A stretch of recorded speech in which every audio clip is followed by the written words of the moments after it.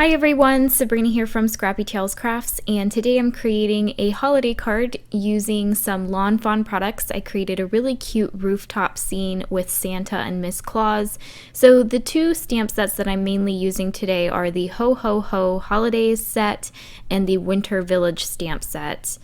I went ahead and stamped out all the images that I wanted to use on Bristol cardstock. I stamped them with VersaFine Onyx Black ink and clear heat embossed them, and that is because I want to color these images in with my Zig Clean Color Real Brush markers. I decided to die cut the images beforehand just because I did create 10 boxes with these stamps, and I just stamped some extras and had them already die cut for my flat card version.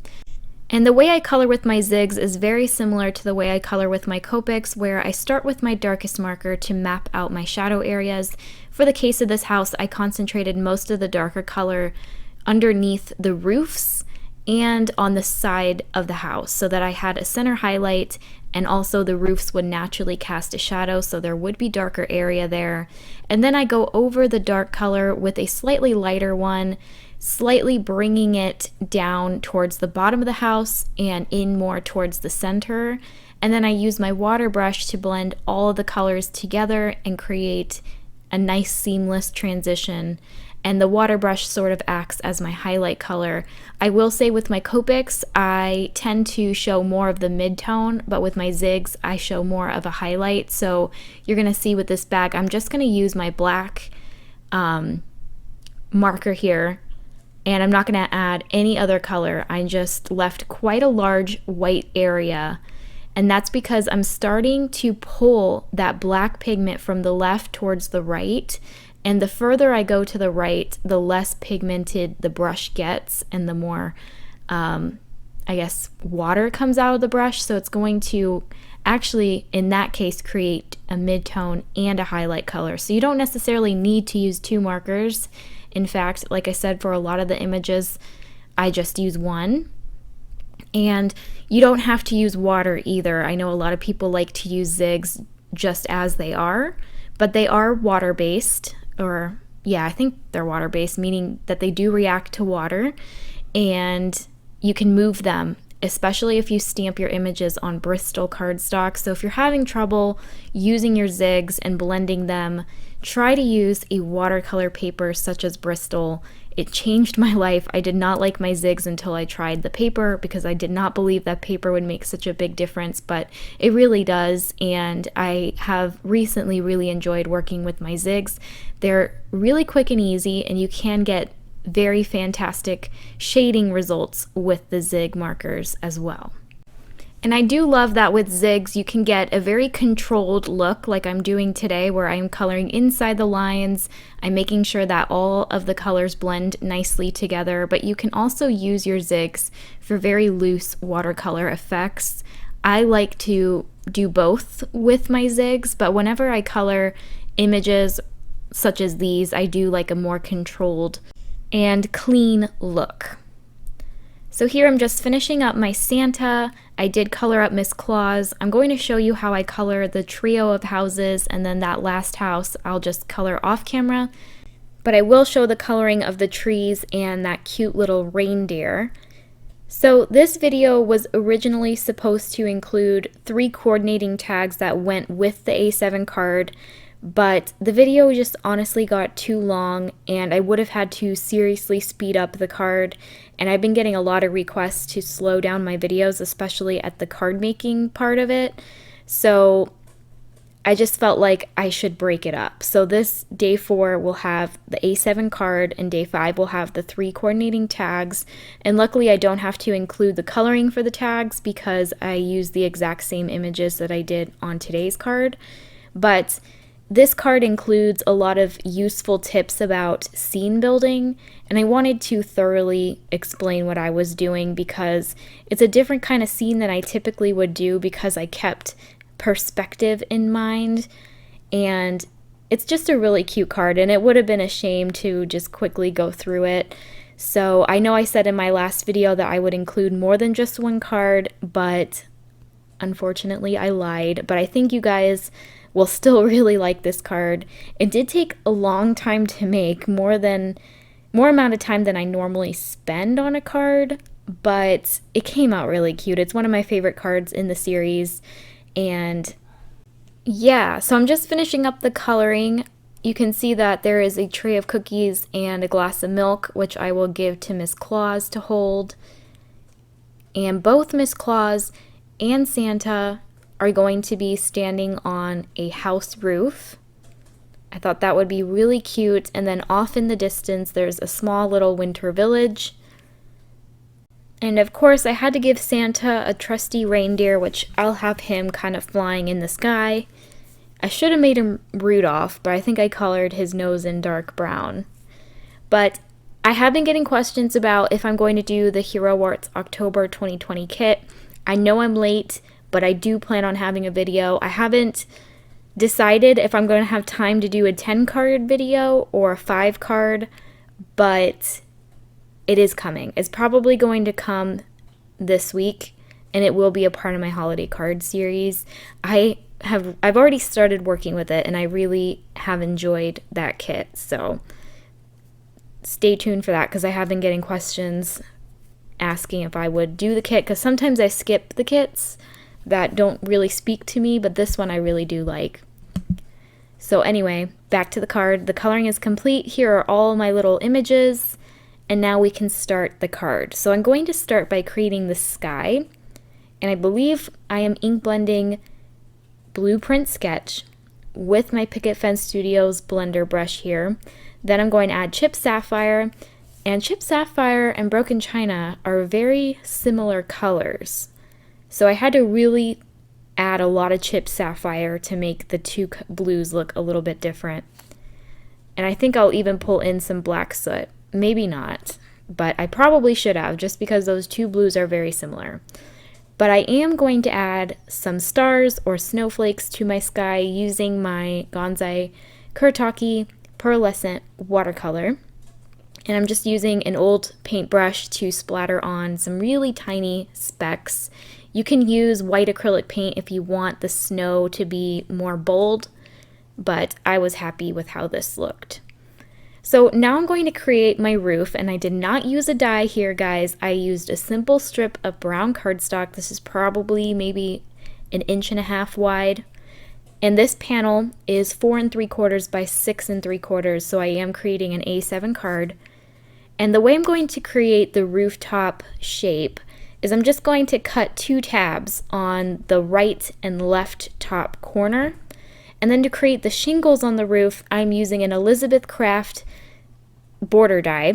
Or not a die, this is like old school, a punch. I still have a bunch of these, and I definitely want to get rid of them, but they're so heavy and bulky, I don't think I could ship them to anyone, so I might just donate them. But I do use this specific border a lot, and I thought that the overlapping half circle outlines would be perfect to create shingles on my roof. So I cut 2 borders with that punch from craft cardstock, and I'm going to layer them on top of the brown, dark brown roof. So I'll layer them one on top of the other. I'll trim off the excess, and I didn't worry. You can see there's still quite a bit of brown at the top of the roof, but I knew I wanted to add snow, so I didn't worry too much about it. I would have rather left it, you know, with that brown showing than having it kind of cut off. So you're going to see how I cover that up. But I'm going to use that Cottage Cuts rooftop die now, and I'm going to create the chimney out of that die. So I layered the brown bricks on top of the red background. I added some snow to the bottom of the chimney and to the top of the chimney, and that's really going to make it look like a roof. So here I'm laying out my stamps. I wasn't sure if I wanted Miss Claus, but I am keeping the art word perspective in my mind, and I went to art class and I learned what perspective is, and basically it's everything that's in the forefront is larger than what's in the background. So I figured if Miss Claus was in the winter village, she would be the same size as Santa, who was in the forefront, and therefore perspective would not work in that case. So Miss Claus is going to be on duty with Santa at this particular town, and she's going to be helping him keep him energized with the cookies on the roof. All right, so I had to decorate this roof with the, what are these called? These lights from Lawn Fawn. You can refer back to that beginning photo. I'll also have all the supplies that I used listed down below. But included in the die are the string of lights, which I cut from white cardstock, and then the individual lights, which I cut from light yellow and dark yellow, and I just offset them so it kind of looked like those blinking lights that I personally do not like, but I see them a lot on people's roofs. I love the look of icicle lights, so if a company came out with icicle lights to put on a roof, that would be really cool, and I could consider it next year for my stamps and dies. But anyway, I am now going to add snow to this roof, and I basically just took a scrap of white cardstock. I freehand cut a bunch of little hills, and I'm going to glue that to the top of my roof, covering that dark brown section completely. And now it makes a little bit more sense because my chimney has snow and now my roof has snow. So once that is adhered, I will flip the roof around and trim off the excess, and then I will glue down my chimney over to the left.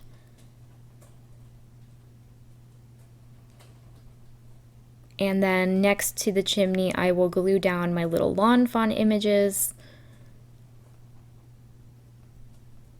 And here you can see, I was considering putting the reindeer on the roof, but I thought he would be cuter kind of flying next to the sentiment.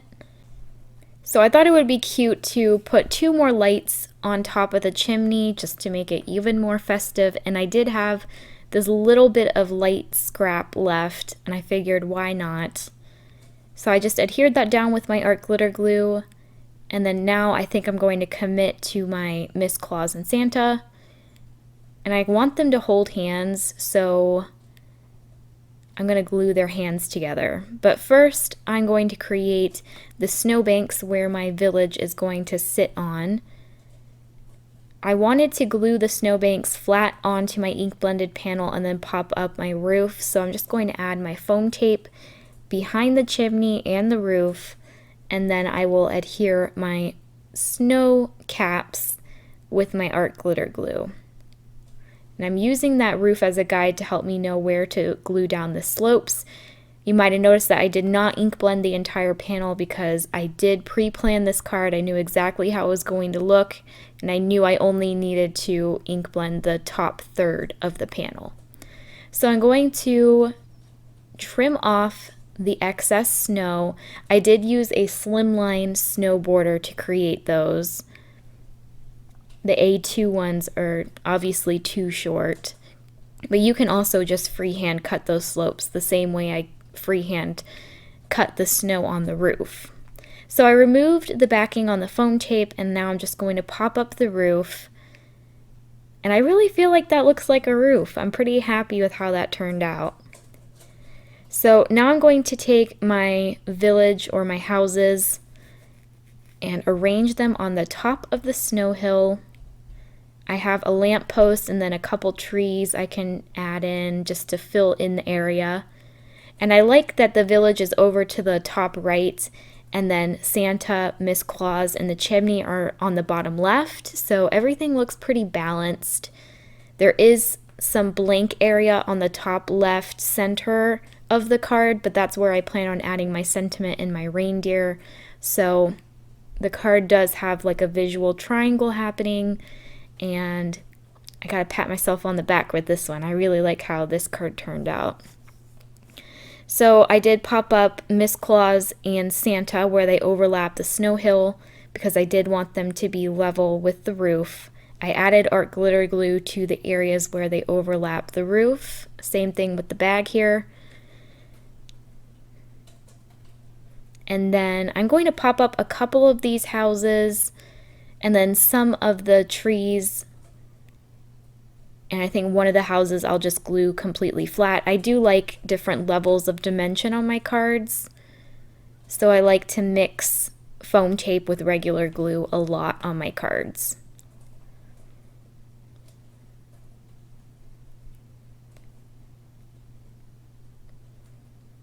Alright, so I'm going to glue down this last tree, and I think I pop up the green roof house.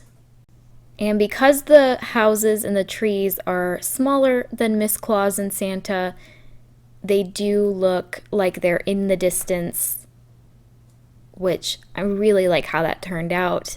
I don't create a lot of intricate scenes like this.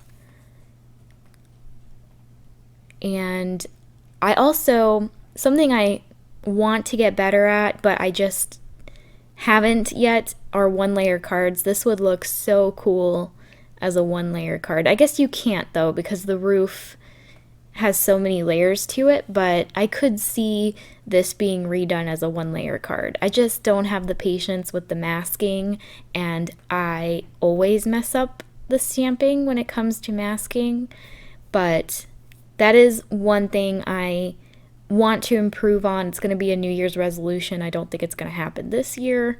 I have been watching a lot of one-layer tutorials, and I love the cards that are from top to bottom colored completely with Copics, even the backgrounds. I think people who do that are amazing and so talented, and one day I think hopefully I will get to that level, but baby steps.